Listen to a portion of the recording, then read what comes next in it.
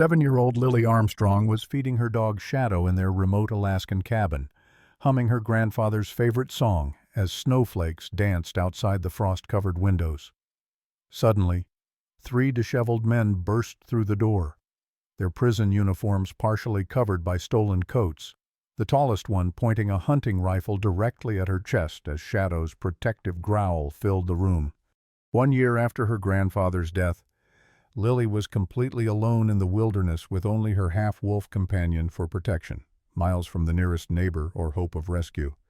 When the leader removed his glove to brush snow from his beard, revealing a distinctive bear claw tattoo identical to the one described in her parents' death report hidden beneath her grandfather's floorboards, Lily's blood ran cold. The man who murdered her parents had somehow found her, trapped by the approaching blizzard with nowhere to run.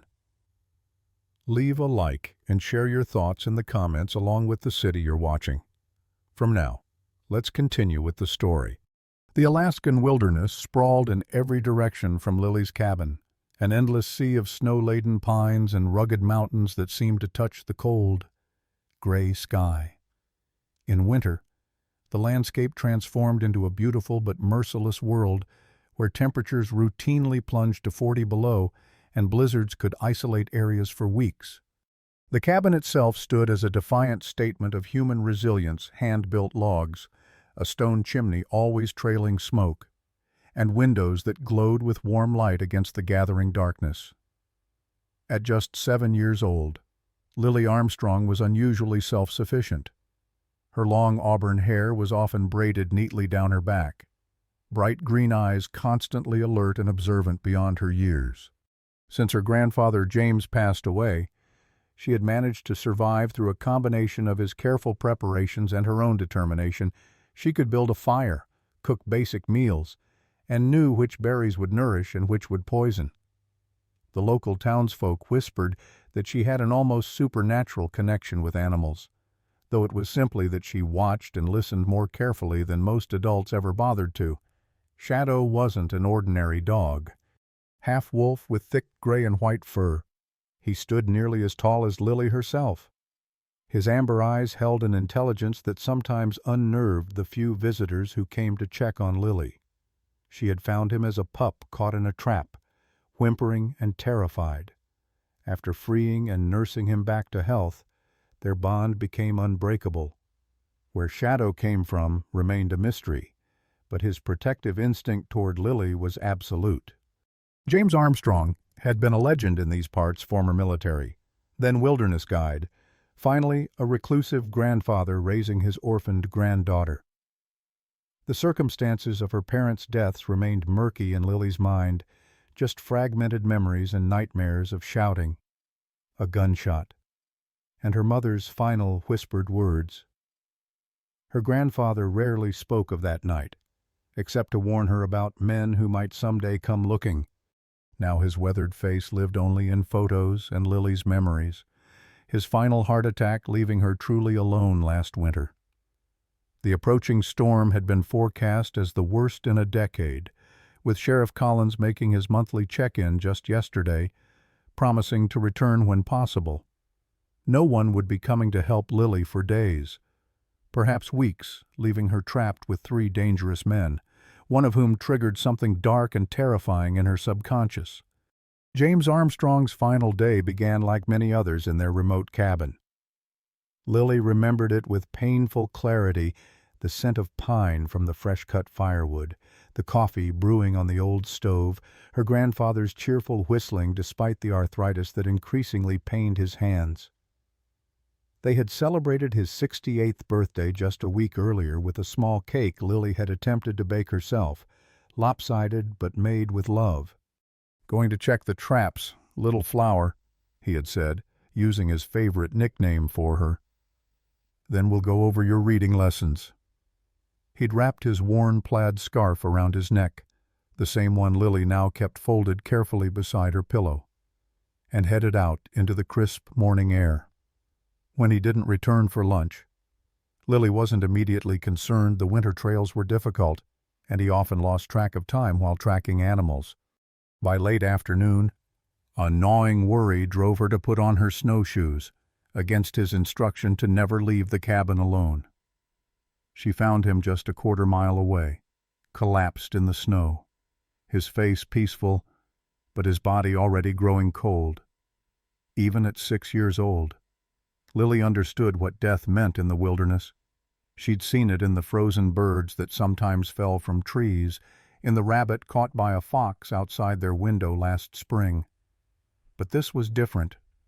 This was her world ending.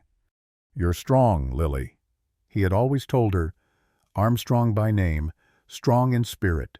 "Promise me if anything happens. You'll be brave." She remembered those words as she covered his body with branches, unable to move him, knowing she needed to return to the cabin before darkness made the forest treacherous. The days that followed passed in a blur. Sheriff Collins and his deputy had come eventually, alerted by the absence of smoke from their chimney during a patrol flight. They'd taken her grandfather's body, offered to place her in foster care down in Anchorage. Lily had refused with such fierce determination that they reluctantly agreed to a compromise: weekly check-ins, emergency supplies, and a satellite phone for emergencies. Her grandfather had made arrangements for such possibilities, having lost trust in government systems years before. "That child's half-wild herself," she'd overheard the deputy say. "Like something from another time." It was 3 weeks after the funeral when Lily first found Shadow.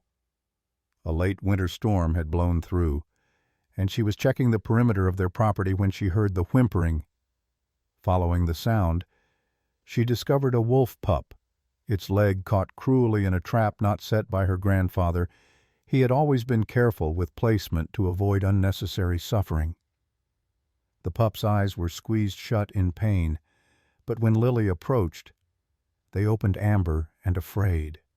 Blood matted its gray fur, but something in those eyes spoke directly to her heart. "I won't hurt you," she whispered, moving slowly. "I promise." Freeing the trap required all her strength, her small hands bleeding from the effort. The pup snapped once, grazing her arm, but then seemed to understand she meant help, not harm. Using her scarf, her grandfather's scarf, she fashioned a sling and somehow managed to carry the trembling animal back to the cabin. For days, she feared the pup would die. She cleaned the wound with supplies from her grandfather's first aid kit, fed it broth from a dropper, and slept beside it on the cabin floor. She named him Shadow for the way he followed her movements with his eyes, never letting her out of his sight even when too weak to stand. As winter turned to spring and Shadow grew stronger, Lily noticed something unusual about him. His features were wolf-like, but his behavior suggested he wasn't fully wild. He understood commands, made eye contact in a way wolves typically avoided, and showed protective instincts beyond normal canine behavior. She wondered if he might be part dog, perhaps from a sled team not uncommon in these parts. By summer, Shadow had doubled in size, and their bond was unbreakable. He hunted small game, bringing rabbits and squirrels back to share. He alerted her to approaching visitors long before they arrived. At night, he slept at the foot of her bed, occasionally waking her with low growls when bears or other predators prowled too close to the cabin. It was during those quiet months alone that Lily began exploring her grandfather's belongings more carefully. In his desk drawer, she found a sealed envelope with her name on it. Inside a letter instructing her to open it only if strangers ever come asking questions about your parents. She had placed it back, respecting his wishes, but often wondered what secrets it contained. The rumors about escaped convicts began filtering through during Sheriff Collins' visits in early fall. 3 men had overpowered a guard during transport, stolen a vehicle, and disappeared into the vast wilderness heading north. "Nothing for you to worry about," he'd assured her. "They'll be heading for Canada, not deeper into nowhere." But Lily had seen her grandfather check and recheck the locks afterward, cleaning his old hunting rifle with unusual attention. "Remember the root cellar," he'd told her that night. "If ever you're in danger and I'm not here, that's where you hide." The morning before the convicts arrived brought an unsettling stillness to the forest. Lily noticed it immediately upon waking: the absence of birdsong, the tense silence that often preceded danger in the wilderness. Shadow sensed it too, his ears perked and body alert as they shared a simple breakfast of oatmeal and dried berries. "Something's not right," Lily whispered, stroking Shadow's thick fur. The half-wolf responded with a low rumble in his throat, moving to the window to stare intently at the tree line. Despite her misgivings, firewood needed collecting before the approaching storm hit.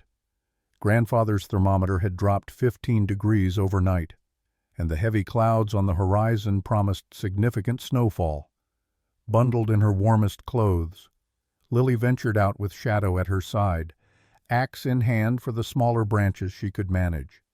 They had barely reached the woodpile when Shadow froze, his body rigid with alertness. A low growl vibrated through him as he faced north, toward the rarely used hunting trail that connected to the main forest road miles away. "What is it, boy?" Lily whispered, instinctively crouching beside him. The wind shifted then, bringing Shadow's hackles to full height. Without warning, he darted into the trees, disappearing before Lily could call him back. Heart pounding, she retreated to the cabin porch, watching the spot where he had vanished. 5 tense minutes later, he reappeared, trotting quickly to her side, his behavior communicating urgency without sound. Back inside with the door securely bolted. Lily peered through the frost-edged window. That's when she saw them footprints in the fresh snow, too large to be animal tracks, meandering from the north trail toward the small stream that ran behind their property. Human footprints, 3 distinct sets, none belonging to the familiar boots of Sheriff Collins or his deputies. As she stared at those alien marks in her territory, something flickered in Lily's mind, a memory fragment so painful her brain had locked it away for years. She was 3 again, hiding in the closet of their old house near Fairbanks, peeking through the slats as strange men argued with her father. Her mother's terrified voice. "She's not here. She's at her grandmother's." A flash, a bang, her father collapsing. One of the men had turned, revealing a tattoo on his wrist as he gestured a bear claw design, distinctive and threatening. The memory hit her with such force that she gasped, clutching the windowsill for support. Shadow whined softly, pressing against her legs as if sensing her distress. "They found us," she whispered, though she didn't fully understand why she said it or what it meant. Moving with purpose now, Lily began implementing the emergency plans her grandfather had drilled into her. First, she filled all available containers with water. Next, she gathered essential supplies: matches, flashlights, her grandfather's hunting knife, preserved food into her backpack. The satellite phone went into her pocket, though reception was spotty at best during storms. As she worked, her eyes kept returning to a specific floorboard near the fireplace, the one her grandfather had shown her last winter, extracting a promise that she would only look beneath it if absolutely necessary. "Some knowledge is a burden, little flower," he'd said. "Some truths are only for when you can't avoid them anymore." With Shadow watching intently, Lily knelt and pried up the loose board. Beneath it lay a weathered metal box. Inside, she found her grandfather's service pistol, wrapped in oiled cloth, a small box of ammunition, several official-looking documents, and a leather-bound journal. The topmost document caught her eye immediately, a police report dated 4 years ago, detailing the murder of Michael and Catherine Armstrong. There was a grainy photograph paper-clipped to it, a man's arm with a distinctive bear claw tattoo circled in red ink. Her grandfather's handwriting in the margin read, "Jake Harmon, remember this name," her hands trembling. Lily opened the journal to find pages of her grandfather's neat handwriting surveillance notes, newspaper clippings, maps with locations marked, He had been tracking someone or multiple someones for years. The most recent entry, dated just weeks before his death, read, "Harmon transferred to South Central Correctional. Too close now. Must prepare Lily if, The sentence remained unfinished. Shadow's sudden bark snapped her attention back to the present. He stood at the window, body rigid, eyes fixed on the tree line. Lily joined him, heart hammering, and saw fresh tracks in the snow, the 3 sets of footprints now heading directly toward the cabin. Her first instinct was to flee to take Shadow and head for town. But even as the thought formed, fat snowflakes began falling, quickly becoming a swirling curtain of white. The blizzard had arrived early, making the 15-mile trek to town impossible for her small legs, even with snowshoes. They were trapped, moving quickly. Lily returned the journal and documents to their hiding place but kept the pistol close. Her grandfather had taught her basic firearm safety. Not to use little flower, but so you respect what it can do. She had never fired it but understood its deadly purpose. Next, she checked the root cellar, the hidden space beneath the kitchen, accessible through a trapdoor covered by a small rug. It was cold but stocked with emergency supplies and had a secondary exit that led to a camouflaged opening 30 yards from the cabin. As the footsteps grew closer, crunching in the fresh snow, Lily made a quick decision.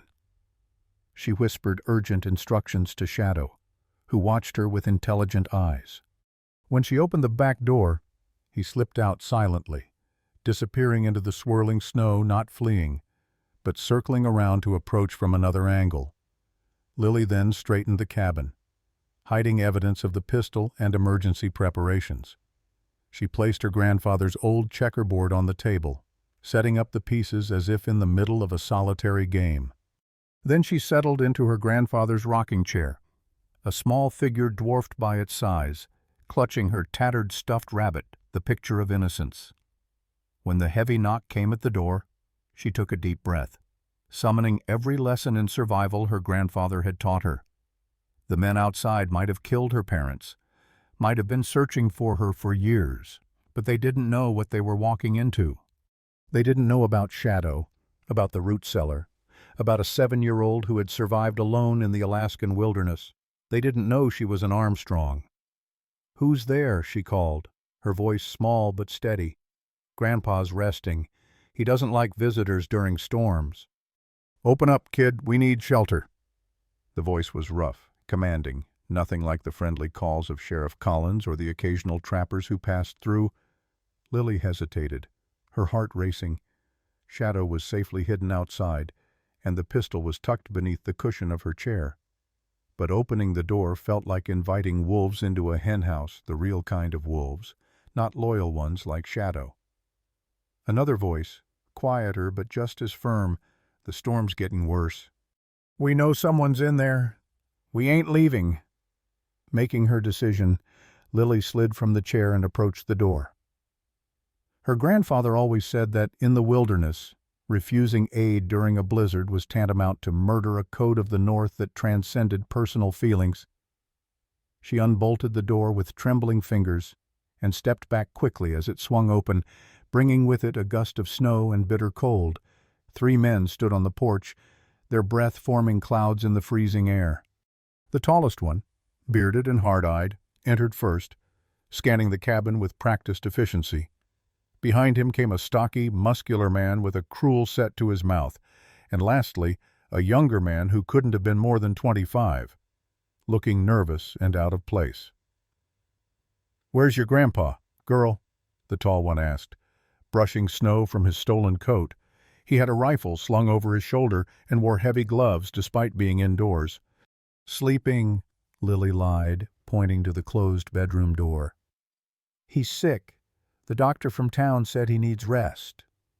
The tall man nodded to the stocky one, who moved immediately toward the bedroom. Lily's stomach tightened with fear, but she kept her expression neutral as he disappeared inside. "Ain't nobody in here. Jake," he called after a moment. "Just an empty bed." The tall man Jake turned back to Lily, his eyes narrowing. Want to try again? Kid, where's your grandfather? Lily clutched her stuffed rabbit tighter. He died, she admitted softly. Last winter. Heart attack.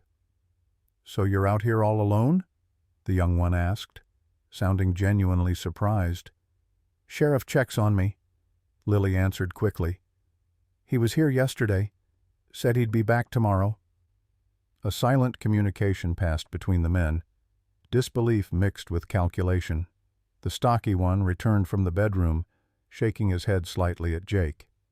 I'm Jake, the tall man said finally, removing his gloves. That's Mason and Cooper.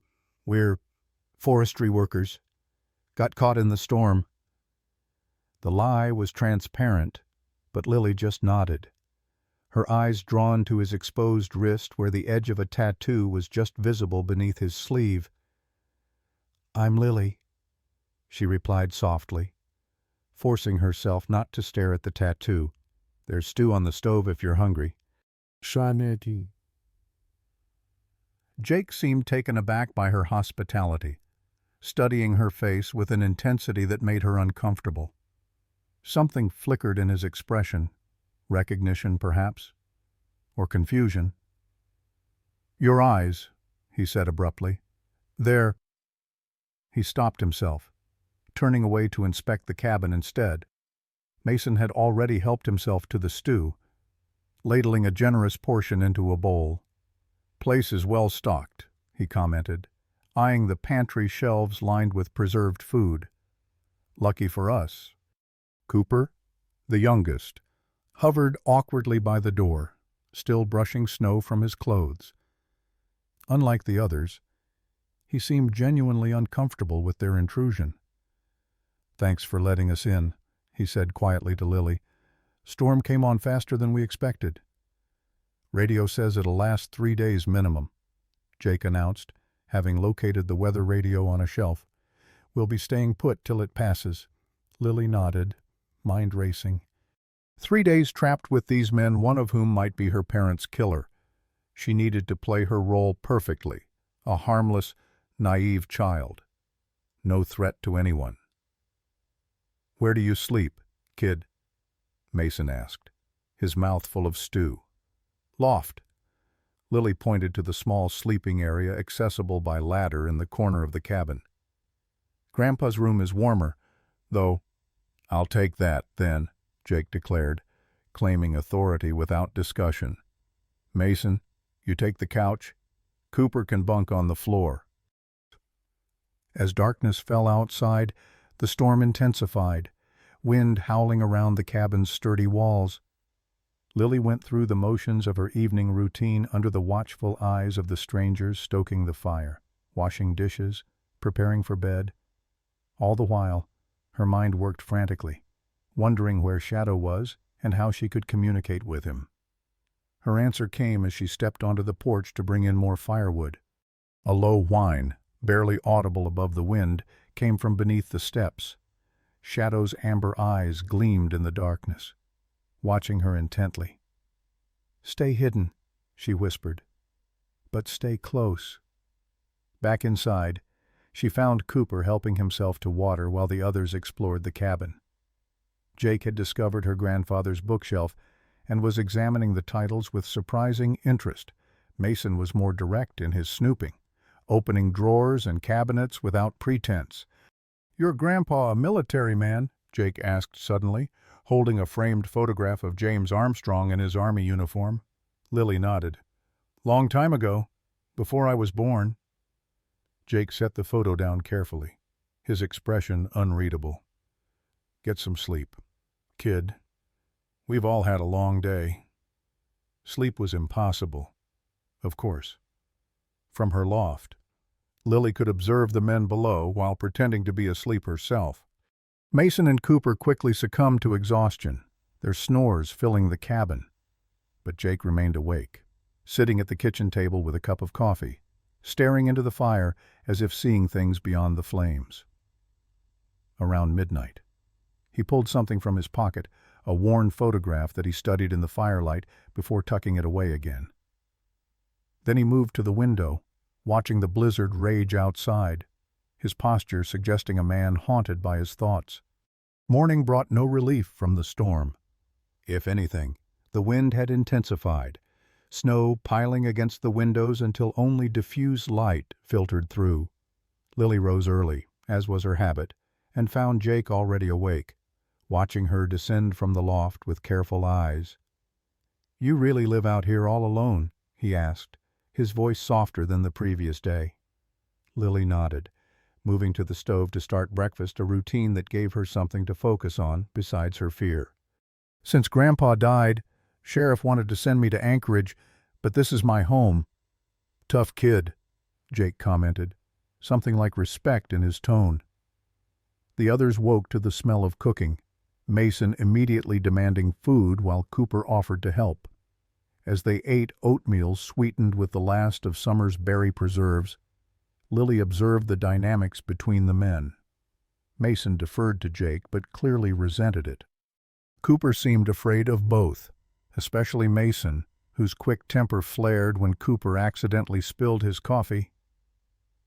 "Watch it, college boy," Mason snapped, shoving Cooper hard enough to send him stumbling. "Enough," Jake ordered, his quiet authority immediately effective. "We're guests here." Lily filed away this information, noting how Jake's word was law among them. She also noticed how Cooper's education seemed to be a source of tension, something potentially useful. The day stretched endlessly. Confined together in the small cabin, Lily maintained her role as the innocent child, bringing out checkers and playing against Cooper, who seemed grateful for the distraction. Mason busied himself examining every inch of the cabin, clearly searching for valuables, while Jake alternated between consulting the weather radio and watching Lily with that same unsettling intensity. It was during one of these checker games that Cooper whispered to her, ensuring the others couldn't hear, "You should be careful around us, kid. We're not good people." Lily met his eyes, deliberately making her voice childishly curious. "Are you running from something?" Cooper's expression told her everything before he even spoke. "Smart kid? Too smart, maybe." Their whispered conversation was interrupted when Mason let out a triumphant sound, holding up a bottle of whiskey he'd discovered behind some preserves. "Jackpot?" Jake frowned, but didn't object when Mason poured generous amounts into coffee mugs. He offered one to Cooper, who reluctantly accepted, but gave Lily a stern look when she reached for one in her role as curious child. "Not for kids," he said firmly. As evening approached and the alcohol loosened tongues, the conversation grew more revealing.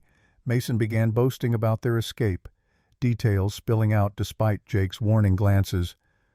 "3 guards," Mason slurred. "3 guards and we took 'em all. Should have seen Jake with that truck driver. Cold as ice." "Shut it," Jake ordered, but the damage was done. Any pretense of them being forestry workers had evaporated. Lily feigned ignorance, focusing on a book of wilderness illustrations her grandfather had given her. But her mind cataloged every detail.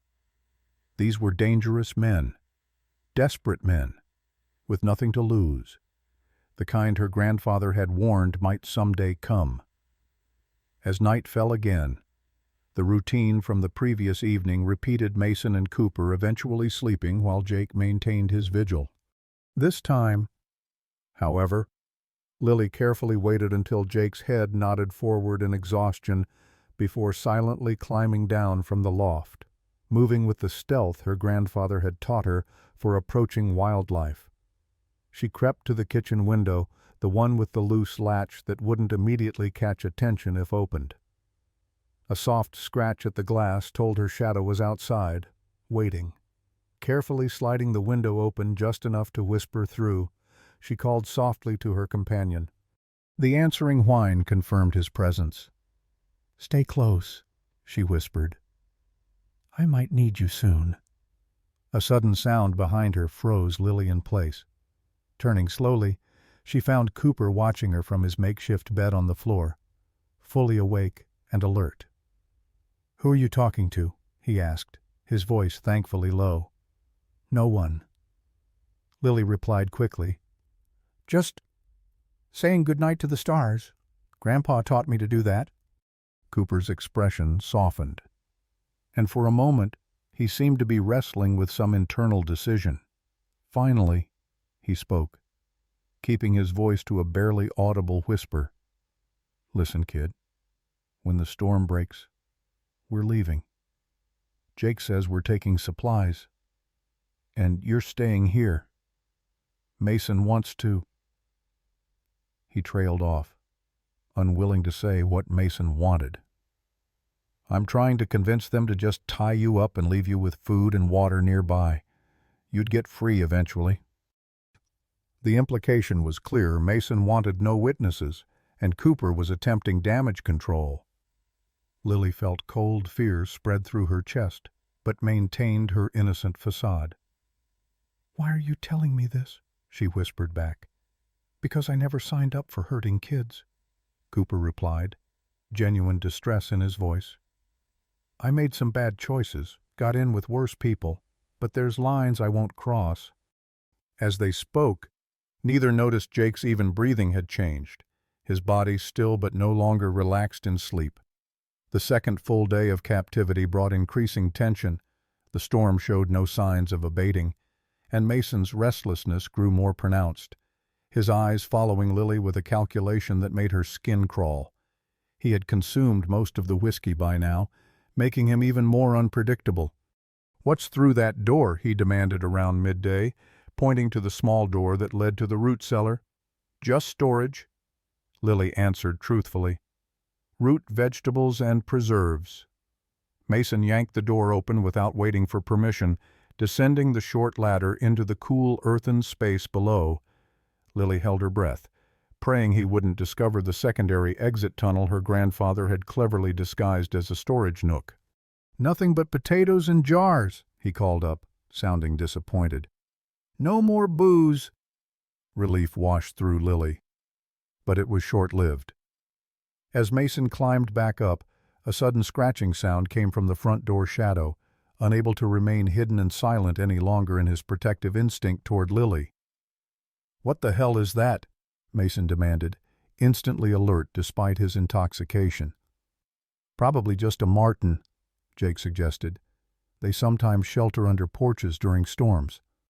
But Mason was already moving toward the door, rifle in hand. "Sounds bigger than a marten." "No!" Lily cried out, unable to stop herself. It's probably just the wind moving branches against the cabin." Her reaction was a mistake. Mason turned to her, eyes narrowing with suspicion. "You know what it is, don't you, kid?" Before she could answer, he yanked open the front door. The blast of cold air and snow momentarily obscured his vision, but then Shadow lunged from his hiding place, sensing the threat to Lily. Mason barely had time to shout before the half-wolf was upon him, teeth bared in a snarl that reverberated through the small cabin. "Shoot it!" Mason yelled, struggling to keep Shadow's jaws from his throat, his rifle fallen and forgotten in the snow. Jake had his pistol drawn in an instant but held fire as Lily threw herself toward Shadow, screaming for him to run. The half-wolf hesitated, torn between protecting his human and obeying her command. That moment of hesitation was enough for Mason to regain his footing and grab his rifle. With a vicious kick, he sent Shadow tumbling back into the snow and aimed his weapon. "No!" Lily screamed again, but it was Cooper who acted, knocking Mason's arm upward as he fired. The bullet buried itself in the cabin ceiling as Shadow disappeared into the swirling white beyond. "What the hell?" "Cooper."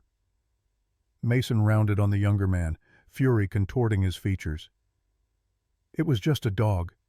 Mason," Cooper said, trying to sound reasonable. "The kid's pet. That's all." "That was no dog," Mason spat, turning accusingly to Lily. "That was a damn wolf, and she's been hiding it from us." Jake closed the door against the storm, his expression calculating as he looked at Lily with new understanding. "Not just a wolf," he said quietly. "Wolf-dog hybrid, and it's protective of the girl." His eyes narrowed. very protective. Lily stood her ground, relief that Shadow had escaped mingling with terror at what might happen next. The careful facade of innocent child was crumbling rapidly, but perhaps it was time for a new strategy anyway. "His name is Shadow," she said, lifting her chin defiantly. "He's my friend, and he doesn't like people who threaten me." The atmosphere in this cabin crystallized into something dangerous after Shadow's appearance. Mason paced like a caged animal, alternating between furious glares at Lily and anxious glances out the windows where the blizzard continued unabated. Jake had retreated into calculating silence, watching Lily with new intensity as he cleaned his pistol at the kitchen table, a deliberate display of power. Only Cooper seemed genuinely concerned, hovering near Lily as if trying to offer some protection through proximity alone. "That mutt will freeze to death out there," Mason said eventually, a cruel smile playing at his lips. "Serves it right for attacking me." Lily bit back a defensive response. Shadow knew these woods better than any human. He had shelters throughout the property that even she didn't know about. But letting Mason believe Shadow was suffering or dead might be advantageous. "The kid's been playing us," Mason continued, addressing Jake directly now. "Who knows what else she's hiding?" Jake's eyes never left Lily's face. "Where'd you get the wolf dog?" "Found him caught in a trap last winter," Lily answered truthfully, seeing no point in lying about this. "He was just a pup. I saved him." Something shifted in Jake's expression, recognition, then an unsettling realization. "Where exactly?" he pressed. "Where was this trap?" "North Ridge, by the old mining road," Lily replied cautiously. Jake stood suddenly, his chair scraping harshly against the wooden floor. "Mason, Cooper, outside, now." "In this weather," Cooper protested. "Front porch." Jake clarified, his tone brooking no argument. "Kid, stay put." As the three men stepped outside, partially sheltered by the porch overhang, Lily moved quickly to the window, straining to hear their conversation over the howling wind. Their voices drifted in fragments through the thin glass. "Same place Jake was saying. Can't be coincidence." Mason's voice, angry and insistent. "What if she knows?" Cooper, sounding worried. "Grandfather was tracking us." Jake again. Lily's blood ran cold. Whatever connection Jake had made, it linked directly to her grandfather's secretive activities, to the journal hidden under the floorboard, to her parents' murder. She retreated from the window as the men turned to re-enter, composing her face into neutral curiosity. The door banged open, readmitting the three men along with a gust of snow. Jake approached Lily directly, looming over her small frame. "Your grandfather," he said without preamble. "James Armstrong, former military. Used to work as a guide in these parts." It wasn't a question, but Lily nodded anyway. "Did he ever mention someone named Harmon to you?" "Jake? Harmon?" Lily felt as if the floor were tilting beneath her feet. Here it was the moment her grandfather had been preparing her for, without ever telling her exactly what she was being prepared for. The name from the journal, from the police report, the name associated with her parents' murder. "No," she lied, her voice miraculously steady. "He didn't talk about people much." Jake's eyes narrowed fractionally, searching her face for deception. "What about your parents? Did he talk about how they died?" "Car accident." Lily recited the story her grandfather had told neighbors and officials. "When I was 3, I don't remember them." Mason had moved closer, his patience clearly exhausted. "Enough with the 20 questions. Jake, what does it matter what the brat knows?" Jake ignored him, still studying Lily with unsettling focus. "Your eyes," he said finally. "They're just like your mother's." The words landed like physical blows. This man knew her mother, had seen her mother. This wasn't random coincidence or bad luck. Jake Harmon had found this cabin, found her, deliberately. Before Lily could respond, a new sound cut through the howling wind, a long, mournful wolf howl, closer than seemed possible given the ferocity of the storm. Shadow's call was immediately answered by another howl, then another, from different directions. Mason grabbed his rifle, pointing it toward the windows. "What the hell is that?" Wolves," Jake said, his voice oddly calm. "A pack." He turned back to Lily. "That wolf dog of yours, he's brought friends?" Cooper moved nervously away from the windows. "I thought wolves avoided people." "Usually," Jake agreed, still watching Lily. "Unless they have a reason not to." The howling continued, a chorus that seemed to surround the cabin completely. Lily felt a surge of hope. Shadow hadn't abandoned her. He'd brought reinforcements. "We need to get out of here," Mason insisted, his earlier bravado evaporating. "They'll tear us apart." "In this blizzard," Jake scoffed, "we'd freeze before the wolves got us. Anyway, they're not here for us." His gaze never left Lily. "They're here for her." Mason's fear transformed instantly to calculation. He crossed the room in 2 quick strides, grabbing Lily's arm roughly. "Then she's our ticket out." "Let her go," Cooper interjected, stepping forward only to stop short when Mason pointed the rifle at him. "Back off, college boy. I'm not dying in this godforsaken wilderness." Jake watched the confrontation with eerie detachment before finally speaking. "Put her down, Mason. The wolves aren't the immediate problem, the storm is. We stay put until it breaks, like we planned." "And then what?" Mason demanded, still gripping Lily's arm painfully. "And then we do what we came for," Jake replied cryptically. "All of it." The tension in the room was broken by another howl, this one so close it seemed to come from just outside the door. Mason's grip tightened reflexively, making Lily gasp in pain. "Enough," Jake ordered. "Tie her up. We'll put her in the root cellar until we figure this out." "No." Lily struggled as Mason dragged her toward the small door, but her 7-year-old strength was no match for an adult. Cooper moved as if to intervene again, but Jake's pistol stopped him cold. "Don't make this complicated. Cooper, we can't have her running off or signaling those wolves somehow." As Mason bound Lily's wrists with cord from her grandfather's workbench, Jake approached, kneeling to eye level. "You sit tight, kid. I need to think. And I can't do that with you making trouble. If you're good, no one gets hurt."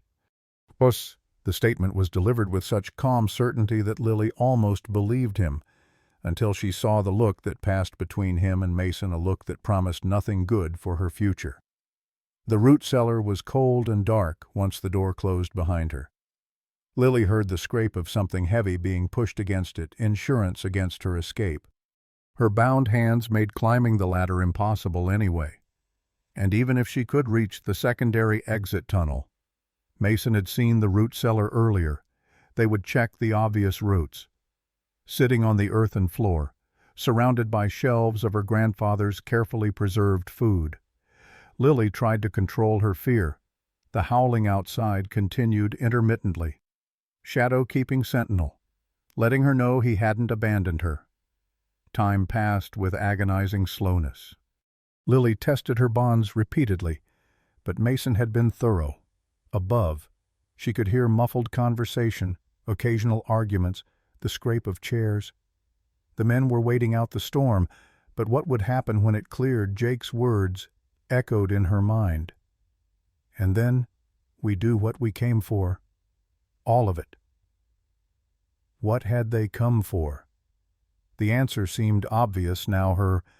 Or something they thought she knew, something related to her parents' deaths and her grandfather's secret investigation.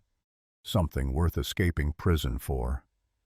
A sudden commotion above broke through her thoughts, raised voices, something heavy falling, then, distinctly, Jake's voice. She couldn't have just disappeared. The cellar door yanked open, flooding the space with light. Jake's face appeared, fury evident even from below. "Where is it, the other exit?" Lily remained silent, heart pounding. She hadn't moved. How could they think she'd escaped? Jake descended the ladder in seconds, grabbing her roughly and checking her bonds, finding them secure. His expression shifted from anger to confusion. "Mason," he called up. "She's still here. Check outside again." Mason's response was cut short by a crash of breaking glass, followed by a strangled yell. Jake was up the ladder in an instant, pistol drawn, leaving Lily alone in the cellar once more. The sounds above were chaotic furniture overturning, men shouting, a snarl that could only be Shadow. Lily struggled desperately against her bonds, the rough cord finally loosening enough for her to slip one small hand free. Flexing her fingers to restore circulation, she quickly untied her other hand and approached the ladder. The cellar door remained open, but she hesitated before ascending. The noise had diminished to tense silence, punctuated by heavy breathing and low growls. Carefully, she climbed just high enough to peek into the cabin. The scene was one of destruction.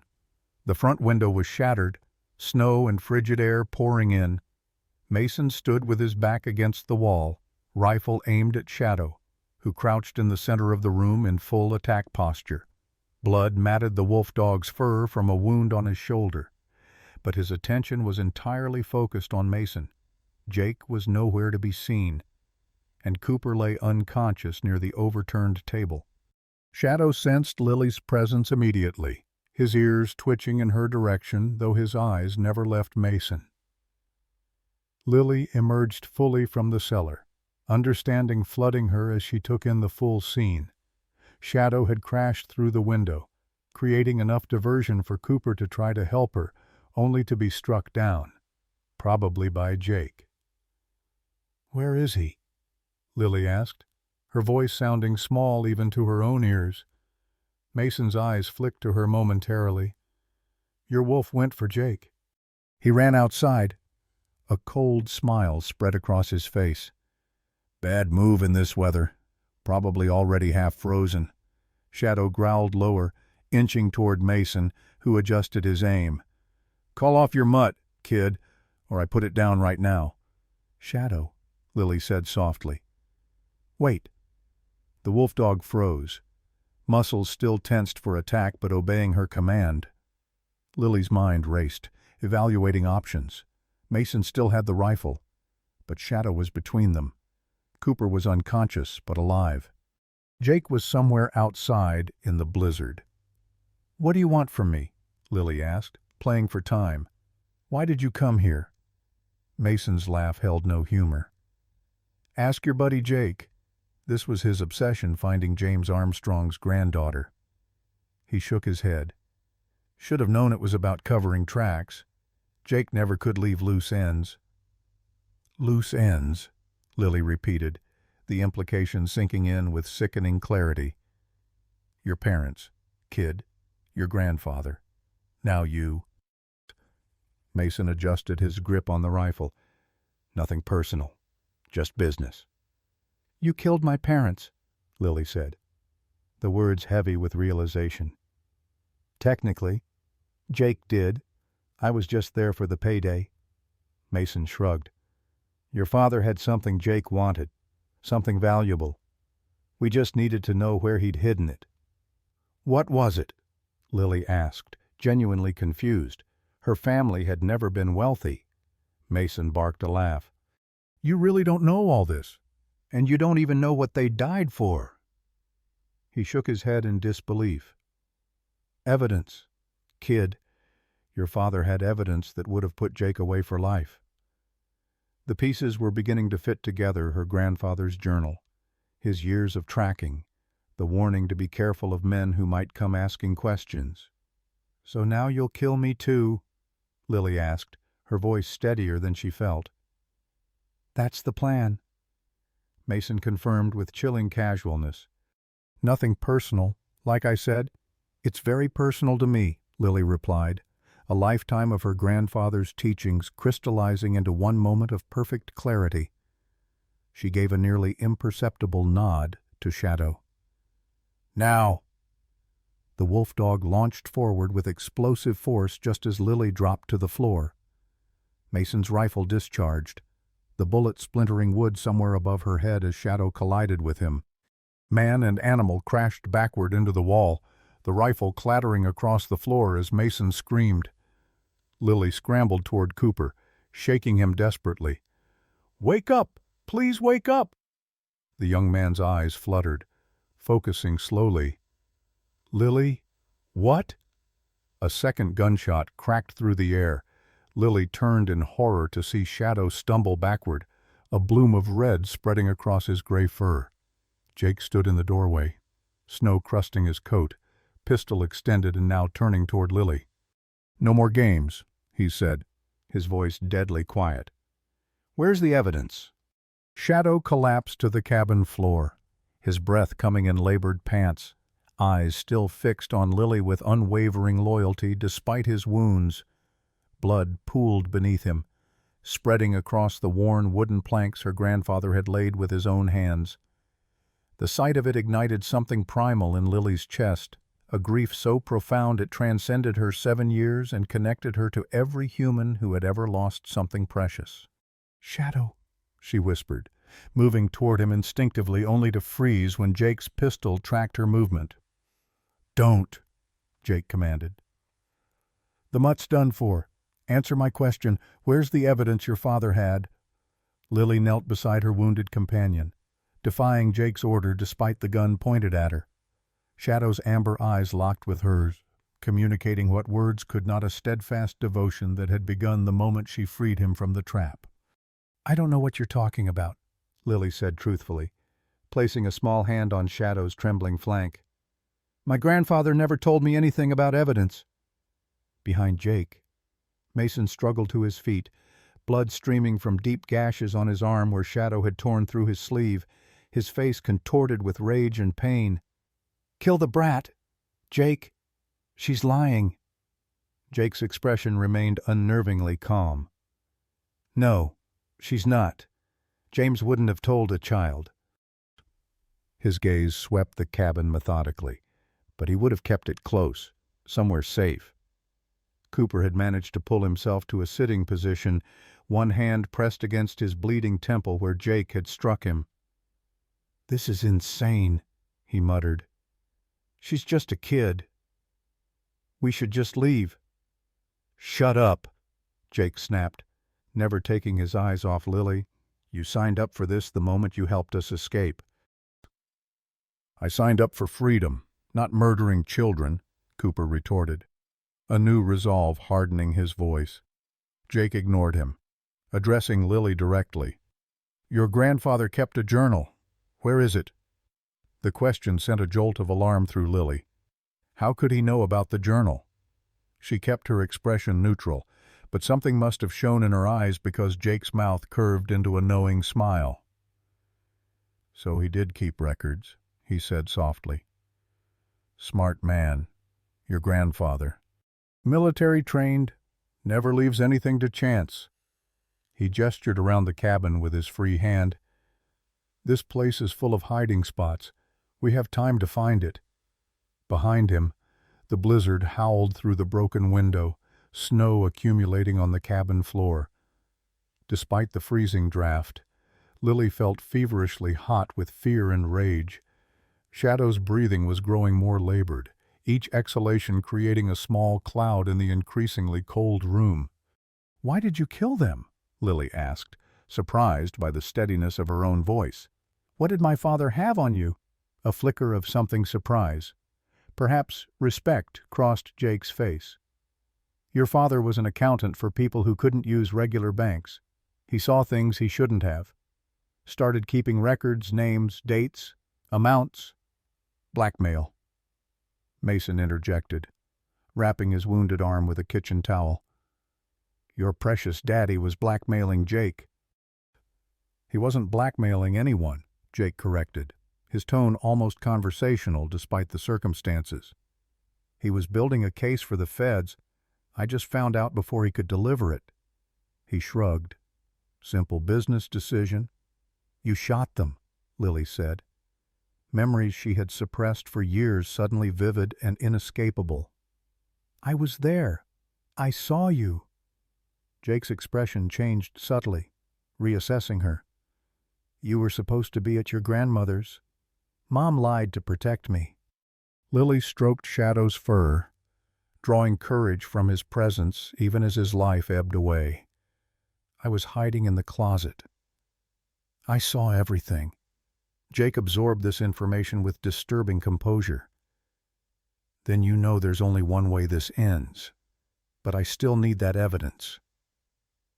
In the eerie silence that followed, Cooper slowly pulled himself to his feet, using the wall for support. "Jake, this is wrong. She's a kid."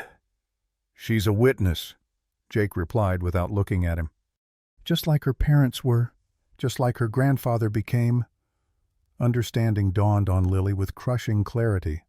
"You killed Grandpa too. It wasn't a heart attack."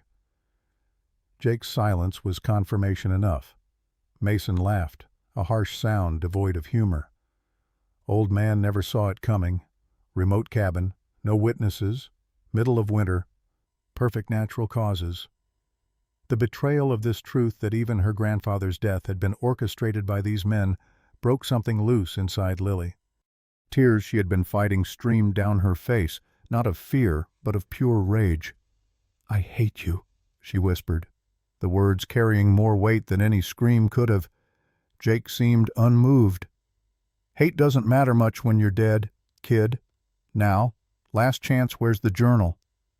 Before Lily could respond, a new sound cut through the howling wind, a chorus of wolf howls, much closer than before, followed by several sharp barks. Shadow's ears perked marginally, his breathing still labored, but his attention drawn to the sounds outside. Mason moved quickly to the unbroken window. "Jesus Christ," he breathed. "There must be a dozen of them out there." Jake spared a glance toward the window, his composure finally showing cracks. "Impossible in this weather." "Tell that to them," Mason snapped, genuine fear in his voice now. "They're circling the cabin." Cooper used their distraction to inch closer to Lily and Shadow. "The wolf dog," he whispered. "He's called the pack, hasn't he?" Lily nodded almost imperceptibly, hope flickering within her grief. Shadow had connections to the wild wolves in these forests, connections she didn't fully understand but had witnessed numerous times. They followed him, communicated with him, treated him as one of their own, despite his domestication. Jake turned his attention back to Lily, calculation evident in his eyes. "The journal," he demanded again. "Give it to me, and maybe there's a way out of this for you." It was a lie, and they both knew it. Whatever Lily revealed, Jake couldn't leave her alive, not as a witness to her parents' murder, not as the granddaughter of the man who had hunted him, not as someone who could identify him to authorities. "Under the floorboard," Lily said finally, pointing to the loose plank near the fireplace. "That's where Grandpa kept his important things." Jake nodded to Mason, who approached the spot cautiously, keeping his distance from Shadow. Prying up the board with a fireplace poker, he extracted the metal box Lily had examined days earlier. "This is it," Mason confirmed, sorting through the contents. Journal, police reports, newspaper clippings. He whistled low. Old man had a regular investigation going. Jake's expression darkened as he digested this information. "How close was he?" he demanded of Lily. "I don't know," she answered truthfully. "He never told me anything." Mason continued examining the contents of the box, his injured arm apparently forgotten in his excitement. "There's something else here, memory cards, flash drives."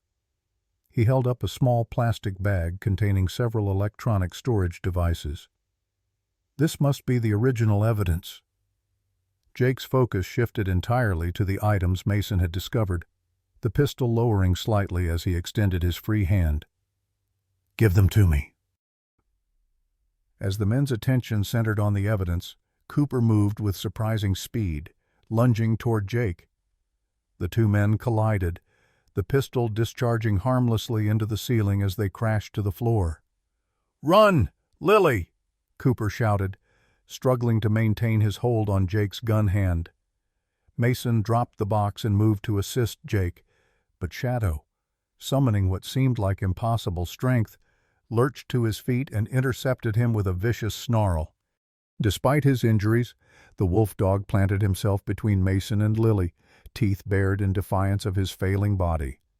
Lily hesitated only a moment before darting toward the root cellar, her mind fixed on the secondary exit tunnel, her only chance of escape. Behind her, the sounds of struggle intensified, men shouting, furniture splintering, Shadow's protective growls weakening but still determined. The root cellar was pitch black after she pulled the door shut behind her, but Lily knew every inch of it by touch. She navigated around the shelves of preserves to the far corner where a small opening, disguised as a storage alcove, led to a narrow tunnel. Her grandfather had built it as an emergency exit, extending 30 feet away from the cabin to emerge beneath a dense thicket of pines, crawling through the cold earth tunnel.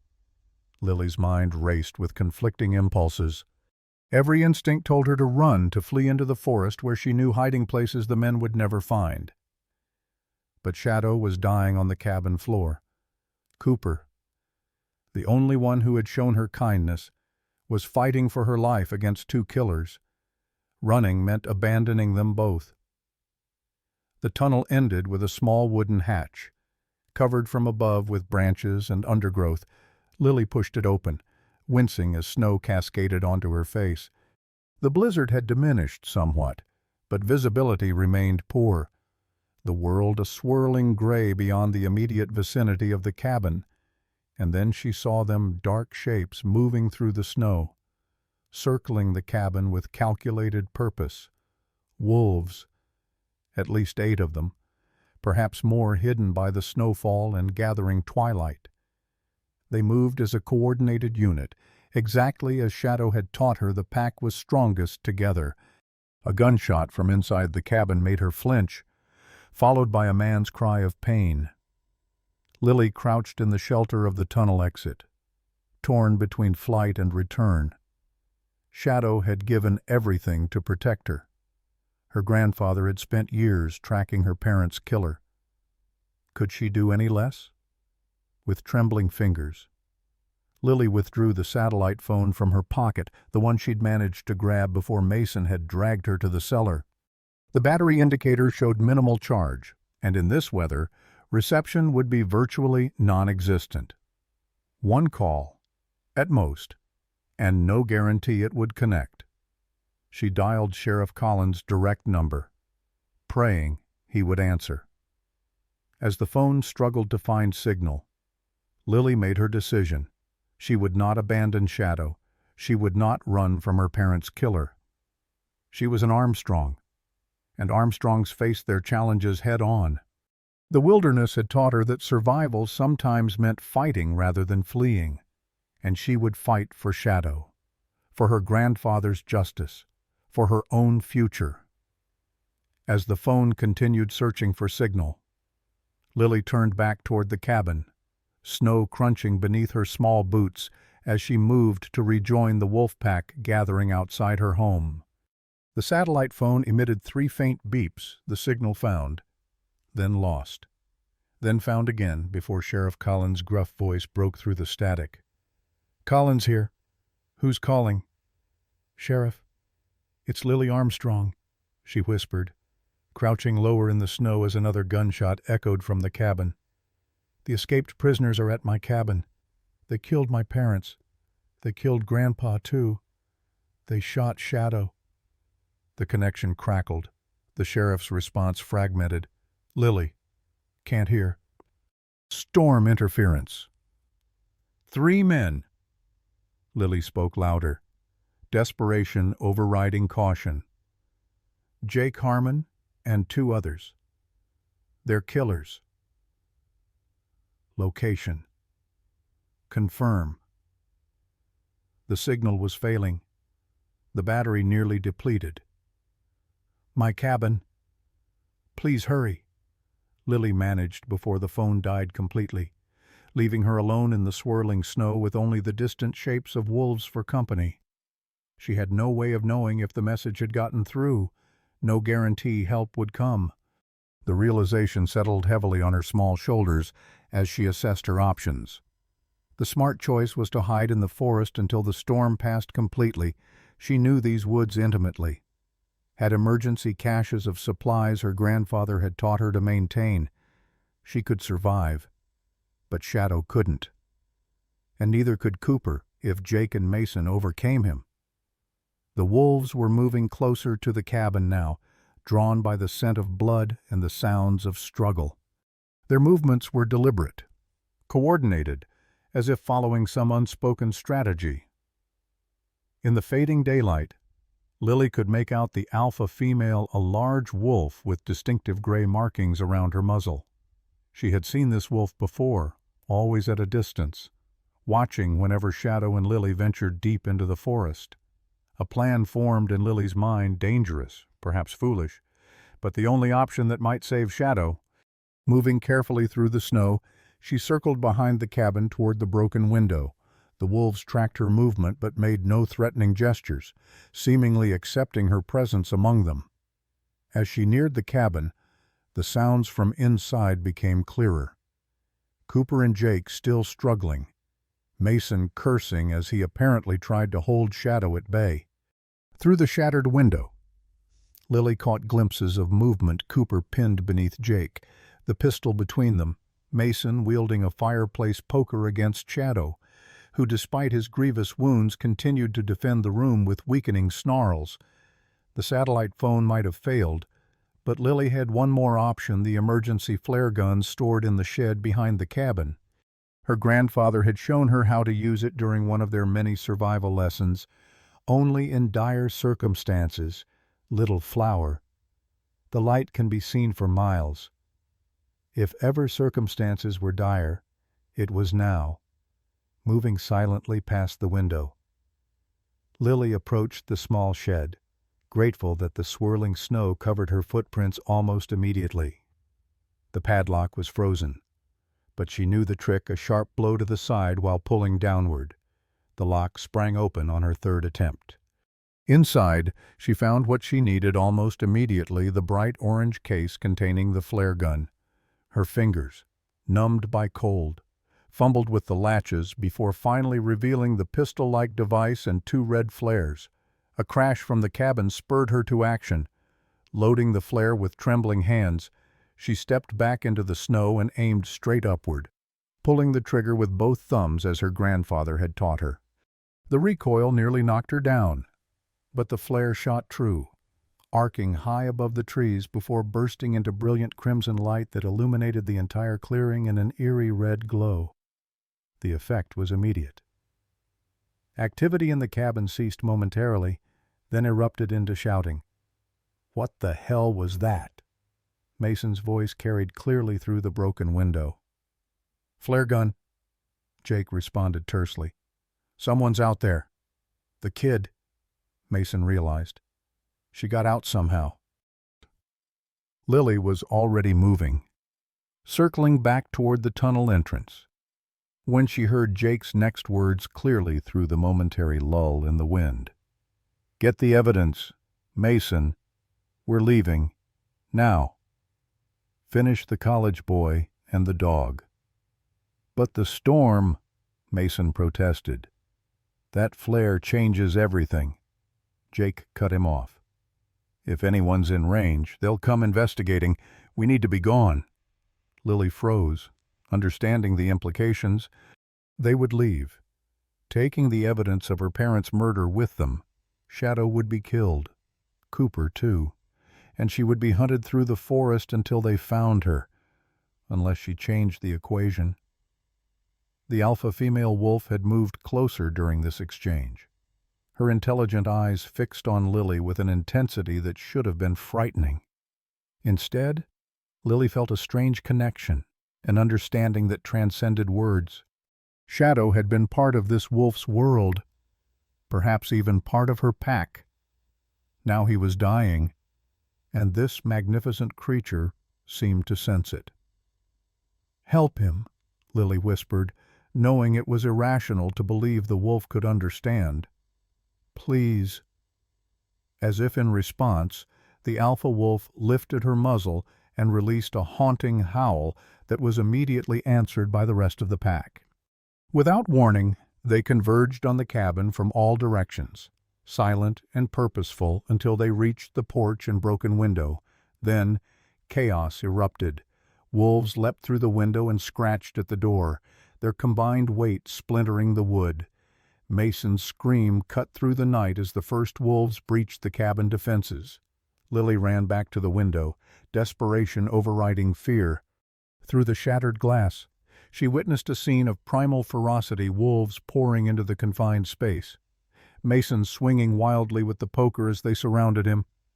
Jake had abandoned his struggle with Cooper and was backing toward the bedroom, pistol swinging from wolves to the door and back again. "Lily," Cooper called, spotting her at the window. Blood streamed from a cut on his forehead, but he was on his feet, moving toward Shadow, who lay ominously still on the floor. "Get back." Jake spotted her at the same moment, his expression transforming into something terrible. "You," he growled, changing the pistol's aim toward her. "You're just like your mother. She wouldn't cooperate either." Time seemed to slow as Jake's finger tightened on the trigger.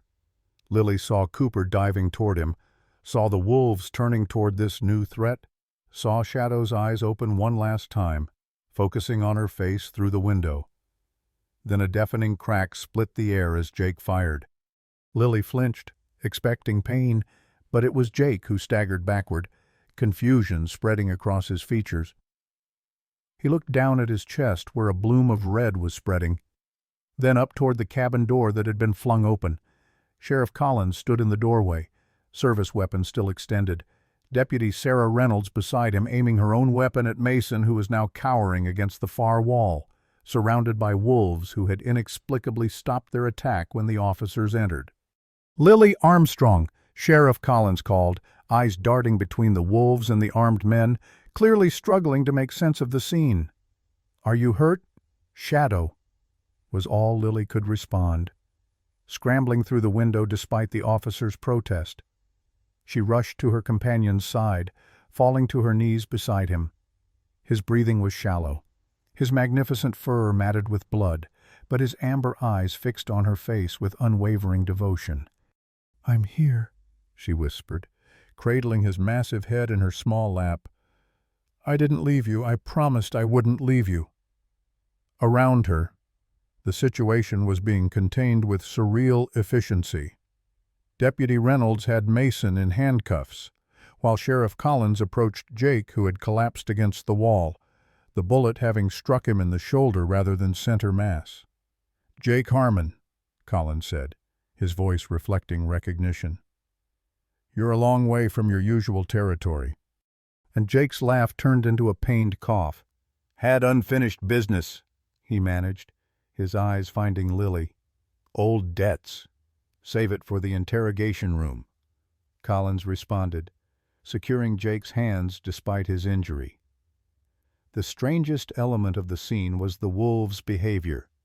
They had ceased all aggression the moment the officers entered, and now they formed a loose circle around Lily and Shadow, the alpha female closest, watching with an intensity that made Deputy Reynolds nervous. "Sheriff," she called uncertainly. "The wolves." "Hold your fire," Collins ordered sharply. "They're not attacking." Cooper had recovered enough to explain in halting terms. "They're protecting her.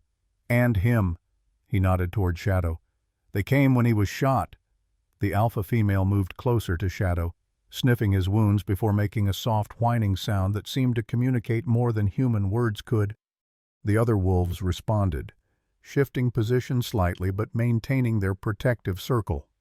"Shadow saved me," Lily told the officers, tears streaming freely now. "They all did. And Cooper, too."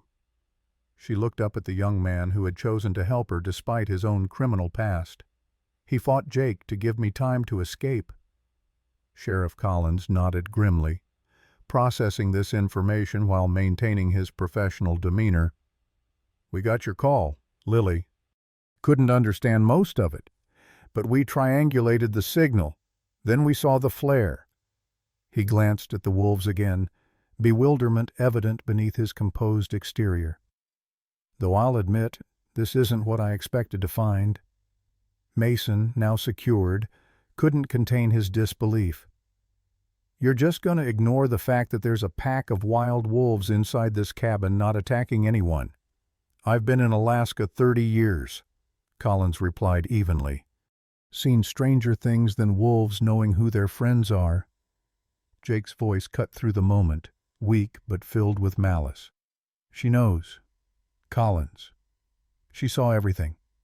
Her grandfather, too. That's why he moved out here. He was building a case." The sheriff's expression remained neutral, but his eyes sharpened. "Is that so?"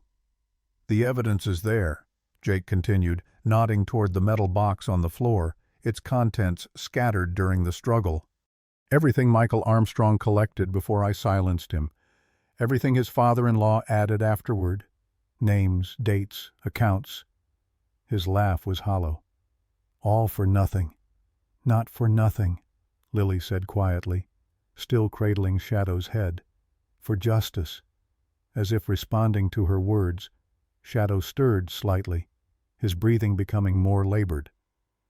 The alpha female moved closer, gently nuzzling him in what appeared to be both recognition and farewell.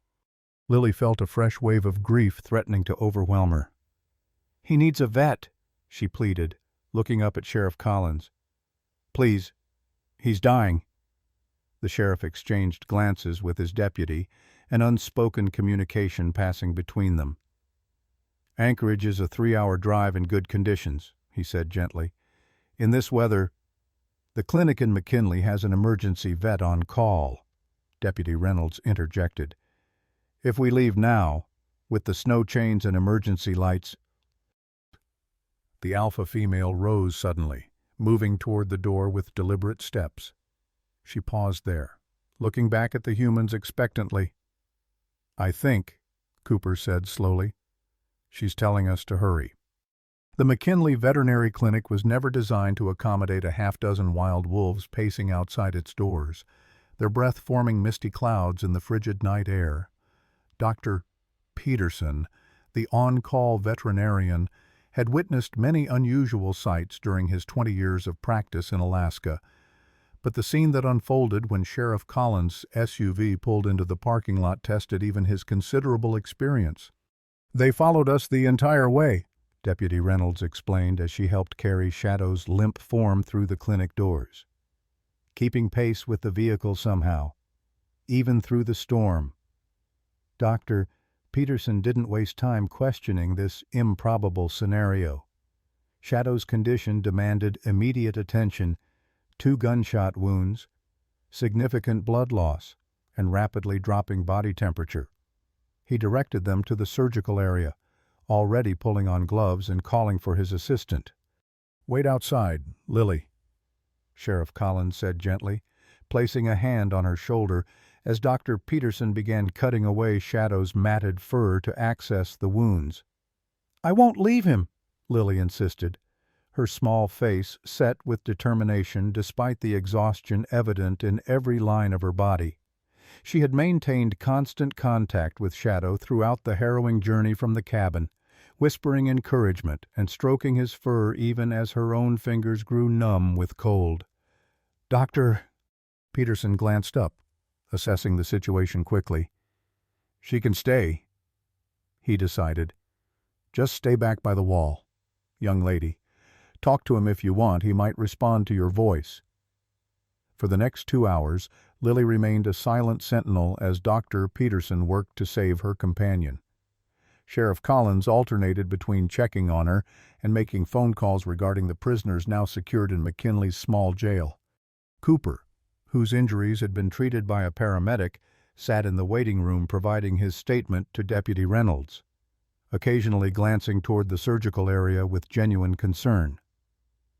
Outside, The wolf pack maintained their vigil, causing considerable consternation among the clinic staff and the few townspeople brave enough to venture out after the storm to investigate the commotion.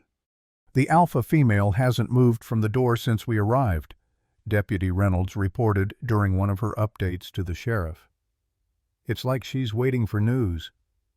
Inside the surgical suite, Doctor Peterson finally straightened his back, rolling stiff shoulders after extracting the second bullet from Shadow's body. "He's young and strong," he told Lily, his voice reflecting cautious optimism. "The first bullet missed vital organs. The second one was trickier, nicked an artery, which explains the blood loss. But we've repaired the damage." "Will he live?" Lily asked, her voice small but steady. "Doctor?" Peterson's expression softened as he looked at the exhausted child. "I believe he will. But the next 24 hours are critical. He'll need to stay here where we can monitor him." "I'm staying too," Lily stated. Not a request, but a simple declaration of fact. The veterinarian exchanged glances with Sheriff Collins, who had returned in time to hear this exchange. The sheriff nodded slightly. They had already discussed the impossibility of separating Lily from Shadow until his condition stabilized. "We've got a cot in the break room," Dr. Peterson conceded. "But first, you need food and a shower. Doctor's orders." The clinic's small staff quarters provided for both needs, one of the veterinary technicians even finding clean clothes that, while too large, were warm and dry. Throughout these practical necessities, Lily moved as if in a trance, her mind never far from Shadow's side. Sheriff Collins found her later, sitting beside Shadow's kennel in the recovery area, her small hand thrust through the bars to maintain contact with his fur. The half-wolf was heavily sedated, breathing steadily now, but still frighteningly still compared to his usual vibrant energy. "Lily," the sheriff said softly, pulling up a chair beside her. "We need to talk about what happens next." She looked up at him, her green eyes reflecting wisdom far beyond her 7 years. "You mean where I'll go?" Collins nodded, impressed by her directness. "Yes. Child Services has been notified. Normally, they'd place you in emergency foster care until more permanent arrangements could be made." "I won't leave Shadow," Lily repeated, her voice quiet but resolute. "I know," Collins acknowledged. "And that's part of what we need to discuss. Your situation is unusual." In the waiting room, a conversation was taking place that would determine Lily's future. Deputy Sarah Reynolds sat with a stern-faced woman from Alaska Child Protective Services, attempting to explain the extraordinary circumstances. "The child has been living alone for nearly a year," the caseworker, Ms. Barnett, stated flatly. "In complete violation of state law, that alone requires immediate intervention." "She wasn't exactly unsupervised," Deputy Reynolds countered. "Sheriff Collins checked on her regularly. The community kept an eye out, and she had Shadow." "A wolf dog is not an acceptable guardian for a minor," Ms. Barnett replied, consulting her notes with pursed lips. "Particularly one that's now critically injured." "With all due respect," Reynolds continued, leaning forward earnestly, "Lily Armstrong isn't an ordinary child. Her grandfather made sure she could survive in that environment. She's more capable than most adults I know." "That may be, but the law is clear. She needs proper human guardianship." Reynolds took a deep breath, making a decision that had been forming in her mind since they'd first arrived at the clinic. "I agree, which is why I'm applying to be her foster parent, with the intention to adopt permanently." Miss Barnett's eyebrows rose in surprise. "That's a significant commitment. Deputy, you're single, work irregular hours, and have no child care experience." "I have a 3-bedroom house on the edge of town with 5 acres of land," Reynolds responded calmly. My mother lives 20 minutes away and has already agreed to help with childcare during shifts. I've completed the required emergency foster care training as part of my position with the Sheriff's Department, and most importantly, I understand Lily's connection to that wolf dog. I won't separate them." Before Miss Barnett could respond, the front door of the clinic opened, admitting Dr. Peterson alongside a distinguished older man in a parka bearing the State Wildlife Service insignia. The newcomer introduced himself as Dr. Nathaniel Carter, regional wildlife biologist. "I came as soon as I heard about the wolves," he explained, stomping snow from his boots. "This behavior is unprecedented." "Which part?" Deputy Reynolds asked wryly. "The wolves following a vehicle for miles through a blizzard, or them currently standing guard outside without harming anyone?" Dr. Carter smiled despite himself. "Both. Actually, I'd like to observe them if possible." "Be my guest, Doctor," Peterson replied. "But don't expect me to explain it. I'm still trying to process what Sheriff Collins and Deputy Reynolds told me about this whole situation." The wildlife biologist moved to the window, studying the wolves with professional interest. After several minutes of observation, he turned back to the group with an expression of wonder. "The pack structure is intact, but they're obviously focused on what's happening inside. The alpha female in particular seems to be waiting." He shook his head in amazement. "I've studied wolves for 30 years and never seen anything like this. The wolf dog inside is special to them somehow," Deputy Reynolds suggested. "He was found as a pup near their territory, raised by the little girl, but clearly maintained some connection to the wild pack." Dr. Carter's expression sharpened with interest. "May I see him?" Back in the recovery room, Sheriff Collins was gently explaining the realities of Lily's situation when Dr. Carter entered with Deputy Reynolds and Miss Barnett following close behind.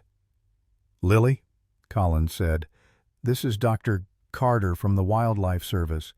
He'd like to look at Shadow, if that's okay with you."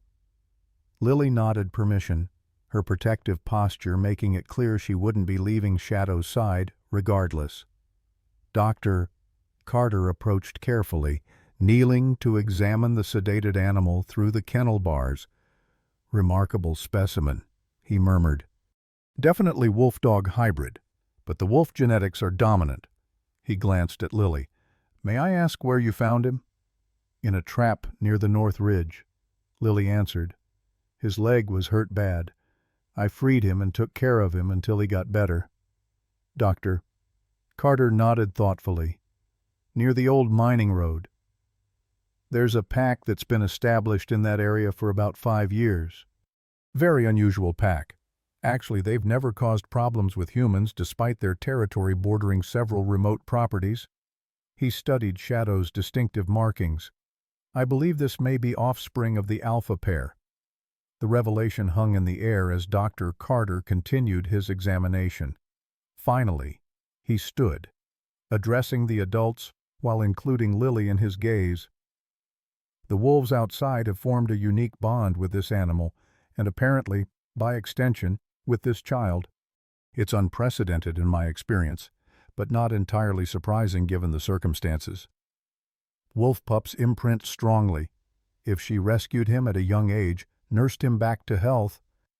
He gestured to their current situation. "The pack recognizes him as one of their own. Despite his domestication." Ms. Barnett cleared her throat. "That's all very interesting, Doctor, but it doesn't change the legal reality. Lily needs proper human guardianship." "I'll do it," Deputy Reynolds said firmly, addressing Lily directly now. "If you'd be okay with that, Lily, you and Shadow could come live with me. I have land, space for him to run. It's close enough to the forest that the pack could visit, but you'd have a real home, go to school." Lily studied the deputy's face, searching for sincerity and finding it. "Shadow stays with me no matter what, no matter what," Reynolds promised. "He saved your life. I respect that bond." Over the next 3 months, life transformed for Lily Armstrong in ways she could never have imagined. Deputy Sarah Reynolds, now simply Sarah at home, proved true to her word. The adoption process began, with Sheriff Collins providing strong advocacy and even Dr. Carter writing a letter of support emphasizing the importance of maintaining Lily's connection to Shadow and, by extension, the wilderness that had shaped her. Shadow's recovery progressed steadily under Dr. Peterson's care. After 2 weeks at the clinic, he was strong enough to move to his new home, a spacious fenced area behind Sarah's house that bordered the forest, with a specially built shelter and access to the house through a custom door. The first night in their new home, Lily slept on the floor beside him, unwilling to let him face the strange environment alone. More remarkable was the continued presence of the wolf pack.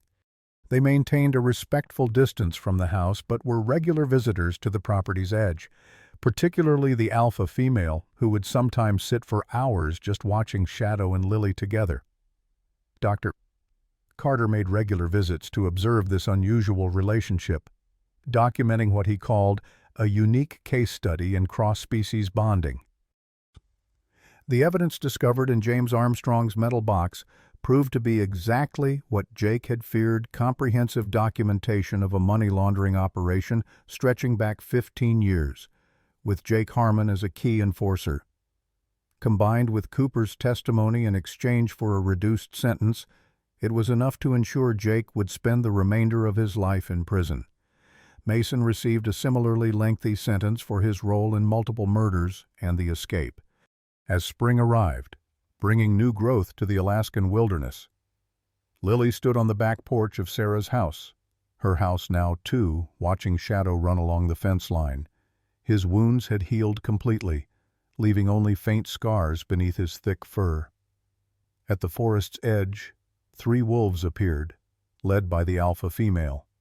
Shadow approached the fence, exchanging silent communication with his wild relatives. Sarah joined Lily on the porch, wrapping a warm blanket around her shoulders against the lingering chill. "They still come every day," she observed. "Dr. Carter says it's unprecedented." "They're family," Lily said simply. "Like you and me now." Sarah smiled, still amazed by the wise old soul that resided in this child's body. "Speaking of family, I received the final adoption papers today. Just need the judge's signature next week." Lily leaned against her new guardian, accepting the arm that wrapped around her shoulders. "Grandpa would like you," she said after a moment. "He always said the measure of a person is how they treat those who need protection." In the golden light of the setting sun, Shadow turned from his wild cousins to look back at Lily, his amber eyes reflecting the same unwavering loyalty they had shown on that first day in the trap. He trotted back to the porch, pressing against Lily's legs as she scratched behind his ears. The alpha female watched from the tree line for a moment longer before disappearing into the forest with her pack. They would return tomorrow, and the day after that a bridge between worlds that Lily now straddled the wilderness that had shaped her and the new life unfolding before her. Sarah had enrolled her in the local school, where her knowledge of wildlife and survival skills made her something of a celebrity among her classmates. She was catching up quickly on conventional subjects, her keen mind absorbing information with remarkable speed. Yet each afternoon, she still returned to the forest edge with Shadow, maintaining the connection that had saved both their lives. A letter had arrived last week from the prison where Jake Harmon was serving his sentence. Sarah had been hesitant to give it to Lily, but ultimately respected her right to decide how to address her past. The letter contained a confession and something approaching an apology as close as a man like Jake could manage. Lily had read it once, then placed it in the metal box with her grandfather's journal. She had no intention of responding, but understanding why her parents died had provided a form of closure. As darkness fell, Lily, Sarah, and Shadow went inside the warm house that was becoming a true home. On the mantel above the fireplace stood 3 framed photographs Lily's parents on their wedding day, her grandfather in his favorite chair, pipe in hand, and a new addition, Lily, Sarah, and Shadow together on the day the adoption process officially began. Family, in all its forms. "Shadow saved me," Lily said quietly as she prepared for bed that night. "But you saved both of us." Sarah smiled, tucking the blankets around her soon-to-be official daughter. "That's what family does, little one. We save each other, every day, in all the ways that matter." Through the window, the northern lights began their ethereal dance across the Alaskan sky, nature's reminder that beauty can emerge from the darkest nights, and that even in the deepest wilderness, no one is truly alone when bonds of loyalty and love connect us. In the twilight of our years, we recognize what truly matters, not the possessions we've accumulated, but the bonds we've forged along life's winding path. Lily's story reminds us that family isn't always defined by blood, but by those who stand beside us when darkness falls. Like many of you who've weathered life's storms, little Lily found strength not in running from her past, but in facing it with courage that belied her years. Her connection with Shadow, loyal, fierce, and transcending words, echoes the silent understanding many of you share with faithful companions who've seen you through your darkest hours. When Sarah opened her heart and home, she embodied the second chances that grace our lives when we least expect them. Perhaps you, too, have been that lifeline for someone adrift, or received such mercy when you needed it most. The wilderness that tests us also teaches us our true nature, resilient, adaptable, worthy of belonging. As you reflect on your own journey tonight, remember that, like Lily, your story continues to unfold with new chapters of possibility, healing, and unexpected joy. Even in winter, seeds of redemption wait beneath the snow, ready to bloom when spring returns.